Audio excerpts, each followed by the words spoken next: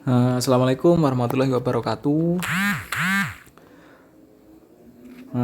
Sekarang bab yang saya akan bahas itu tentang saham ya, stok atau saham. Apa itu saham?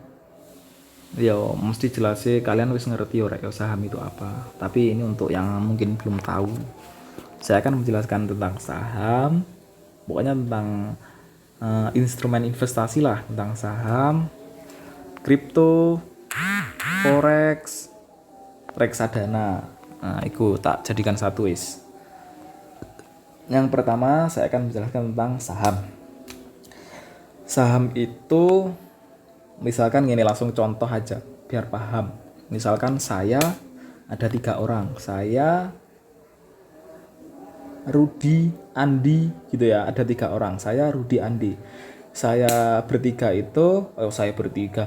bertiga itu ingin mendirikan sebuah perusahaan yang bergerak di bidang misalkan teknologi, misalkan saya ingin membuat pabrik apa gitu. Tiga orang itu jadi kan yang mempunyai modal kan 3 orang itu loh. Jadi misalkan uang saya 50%, uang Rudi 20%. Lalu tak tulis ya ben paham, ben simple. Ini kan ada 3 orang, satu saya, terus ini si Rudi, ini saya, ini Andi. Irung di tangan Rudi nih. Andi itu kan ingin mendirikan sebuah perusahaan. Nah, modalnya dari kami bertiga, saya 50%, misalkan Rudi 20%, Andi 30%. Lah, ini kan kalau modalnya berbeda, otomatis kan nanti dapatnya harus berbeda toh. Lah, untuk itu muncullah ide yang bernama saham. Saham itu sebagai hak kepemilikan perusahaan tersebut. Jadi perusahaan teknologi kami tadi mempunyai saham. Kan saham kan ya pasti 100% toh. Jadi yang 50% ini menjadi kepemilikannya saya. Kan soalnya modalnya saya 50%. Terus 20% menjadi milik Rudi, yang 30% milik Andi gitu. Jadi saya megang 50% saham, 20% sahamnya ke Rudi, 30%-nya Andi, kayak gitu. Jadi misalkan teknologi perusahaan ini untung bersihnya dalam 5 tahun, misal untung bersihnya 1 miliar gitu ya. Jadi saya dapat 50% pembagiannya. Ini bersihnya loh ya. 50% dari 1 miliar tadi berarti saya dapat 500 juta, Andi 200 juta, si Andi 300 juta. Simpelnya kayak gitu pembagiannya, tapi sebenarnya nggak sesimpel itu. Terus apalagi ya? Terus lah sahamnya tadi kan masih dipegang 3 orang ini toh, saya, Andi, sama Rudi. Lah ini kan lalu kami itu ingin memperluas, ingin membuka cabang gitu loh, ingin membuka cabang menjadi 2 perusahaan, kan ingin melebarkan sayap toh, kan nggak eman-eman kalau pakai modal kami lagi. Nah, jadi nanti itu saya akan mengipokan saham perusahaan kami. IPO itu apa? IPO itu penjualan publik. Jadi saham kita dijual ke publik. Jadi mereka saya kan tadi 50%. Si Andi 20, si Rudi 30. Jadi misalkan saya menjual total kan 100% sahamnya. Misalkan 100 lembar aja gitu deh, 100 lembar. Berarti kan saya punya 50 lembar, si Andi 20 lembar, si Rudi 30 lembar. Rencana untuk mencari modal tambahan 50% saham ini akan dijual ke publik, yang namanya IPO. IPO, Initial Public Offering. Nah, itu kepanjangannya. Maaf kalau salah. Jadi kan saya tinggal punya 25 lembar, si Andi punya 10 lembar, si Rudi punya 15 lembar. Jadi yang 50 lembar ini jual ke sini.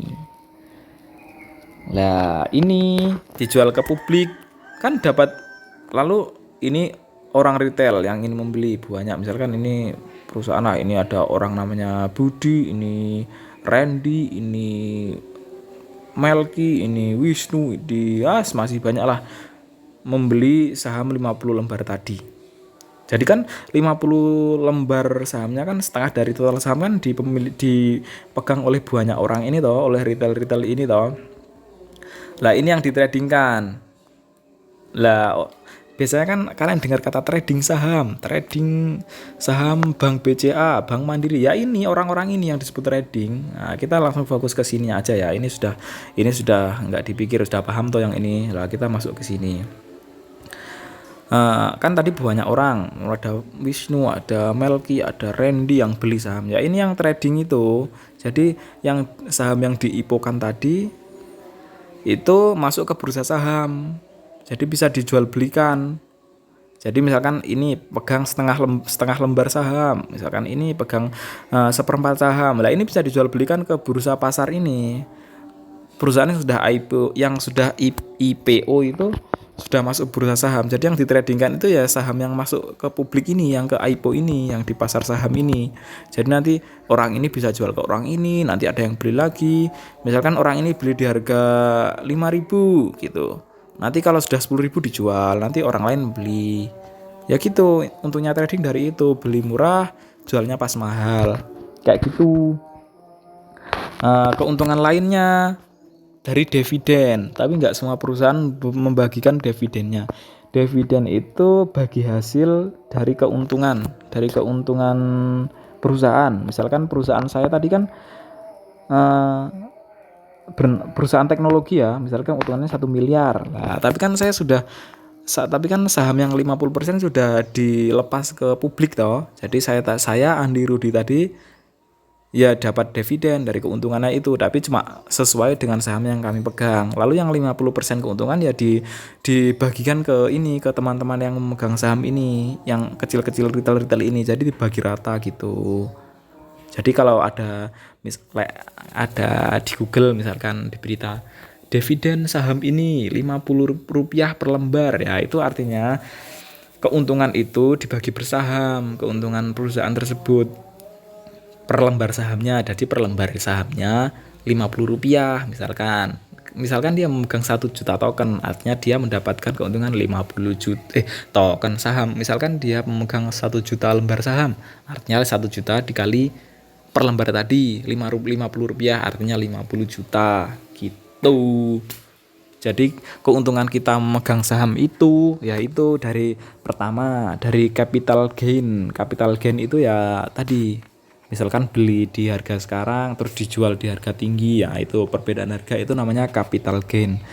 Lalu yang kedua, sebagai itu tadi kita dapat keuntungan dari yang namanya dividen. Dividen itu pembagian hasil dari keuntungan perusahaan. Apalagi ya, itu yang seputar saham kayaknya sudah cukup. Jadi misalkan kalian ingin trading, ya tinggal trading di bursa saham. Kalau mau beli barangnya ya harus analisa dulu, ini perusahaan apa, bergeraknya di bidang apa, keuntungannya gimana, utangnya berapa, keuangannya lancar apa enggak. Terus chartnya dari teknikal, ini harganya tidak termasuk tinggi apa rendah, ini under value apa over valued, kayak gitu. Jadi nggak sesimpel itu yang namanya trading, nggak naik atau turun anjir. Harus analisa banyak faktor. Kalau mau belajar bisa di YouTube, browsing aja cara analisa saham, analisa fundamental saham, kayak gitu. Untuk saham cukup ya. Lalu instrumen yang saya jelaskan selanjutnya reksadana. Reksadana ini menurut saya yang pertama harus paham dulu ya yang saham tadi, lalu belajar ke selanjutnya ke reksadana. Apa itu reksadana? Reksadana itu gini loh, kalau mudahnya, kalau investasi saham tadi kan kalian kan memilih sendiri toh saham apa yang misal kalian beli. Misalkan kita harus beli kita mau beli saham Bank BCA itu kan keputusan di tangan kita sendiri loh. Mau beli saham ini analisanya sendiri, resikonya ditanggung sendiri, terus harus beli minimalnya ya, harus lotnya kan ada minimalnya. Misalkan modal kita kecil, kita kan nggak bisa beli. Nah, lah untuk mengatasi itu semua ada teknologi, bukan teknologi sih, ada ide seseorang yang dinamakan reksadana. Reksadana itu kita membayar orang untuk memilih kita itu membayar orang profesional yang disebut manajer investasi untuk memilihkan saham-saham kita. Paham ya Rek ya? Jadi kalau kita tadi kan waktu trading personal, buat trading investasi personal sendiri membeli bank BCA itu kan kita riset sendiri tau. Lah kalau ini riset sendiri, kalau yang reksadana ini kita membayar orang yang profesional, dia itu mengelola banyak sekali uang dari para nasabah-nasabah kayak kita ini. Lah dia ini memilihkan saham untuk kita. Dia kan lebih paham ilmunya, dia lebih paham fundamental tentang ilmu teknikal, ilmu keuangan, ilmu dan lain-lain lah pokoknya. Jadi kita membayar ke orang ini. Resiko tetap ada loh ya. Resiko tetap ada, tapi setidaknya kalau kita nggak tahu kan lebih baik kan kita ikut yang reksadana aja. Masa kita nggak bisa analisa saham, tiba-tiba beli saham ini, saham gorengan. Ya kalau untung, kalau kita masuk ke saham gorengan, mati sampean. Lah tapi tentu ada fee-nya ya. Seperti pepatah investasi kan, high risk semakin besar resiko, high return. High return kan keuntungan. Jadi semakin tinggi resiko, semakin tinggi keuntungan. Otomatis kalau kita tadi memilih saham yang mau kita beli sendiri, itu resikonya besar, tapi keuntungannya juga sama, semakin besar. Kalau di yang reksadana ini resikonya semakin kecil, itu berbanding lurus dengan keuntungannya. Keuntungannya juga semakin kecil, tapi lebih aman gitu. Jadi pilihan tetap di tangan kalian, mau analisa sendiri atau ikut reksadana ini. Paham ya dasari reksadana. Lalu reksadana sendiri itu masih terbagi menjadi beberapa produk loh ya, masih banyak. Yang saya jelaskan ini berapa aja, misalkan reksadana pasar uang, reksadana obligasi, reksadana saham, reksadana campuran. Banyak lah, detailnya bisa cari di YouTube, banyak kok YouTuber-YouTuber yang membahas kayak Raditya Dika, kayak Feli, kayak banyak kok, banyak. Saya ini cuma pengantarnya aja. Jadi dan ini keuntungannya yang saya tadi ya, high risk high return.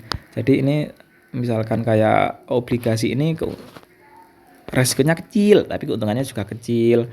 Kalau saham resikonya lumayan besar, keuntungannya juga besar gitu. Jadi misalkan kalian investasi jangka panjang, mending ambil yang saham aja atau campuran. Soalnya kan masih panjang, fluktuasinya saham kan kayak gini, naik turun, naik turun, naik turun. Tapi kok pada akhirnya kebanyakan akan naik gini. Jadi kalau masih panjang, mending ambil saham. Tapi kalau mau diambil dalam waktu dekat, mending nggak usah ambil saham, soalnya naik turunnya gila. Paham ya tentang reksadana. Terus saya mau menjelaskan yang kripto. Ini favorit saya. High risk, high return. Nah, itu sangat masuk di kripto. Di kripto itu sangat gila banget. Bitcoin itu kan termasuk koin besar toh. Koin besar itu naik turunnya gini loh. Saya nggak sarankan ya main atau investasi di kripto untuk pemula. Jantung pasti gak sehat korek. Yakin aku. Soalnya sekarang harga di sini, moro-moro besok nih gini. Besok di sini, besok di sini, besok di sini, besok di sini, besok di sini. Pokoknya ngeri lah pokoknya. Kalau kripto ini mayoritas kayak hampir sama kayak saham ya. Ada perusahaannya, tapi kalau perusahaan saham itu mengeluarkan saham, kalau kripto perusahaannya mengeluarkan kripto itu sendiri. Jadi ada perusahaannya lalu mengeluarkan koin, misalkan kayak koin BTC, Ethereum. Nah, kalau perusahaan kan ada Mandiri, ada BCA, ada Astra gitu. Resikonya jauh lebih besar ya. Nanti saya akan bahas tentang kripto sendiri. Saya pisahkan soalnya sangat panjang pol. Kayaknya cukup ya Rek ya. Ini tadi kan kesimpulannya berarti menjelaskan tentang instrumen investasi, apa itu saham, apa itu reksadana, apa itu kripto. Itu terserah. Nanti saya pada bab selanjutnya saya akan membahas tentang untuk pemula itu mendingan investasi yang mana kayak gitu. Investasi yang menurut saya worth it itu yang mana, nanti saya akan jelaskan di video selanjutnya. Oke, sekian dulu. Terima kasih. Wassalamualaikum warahmatullahi wabarakatuh.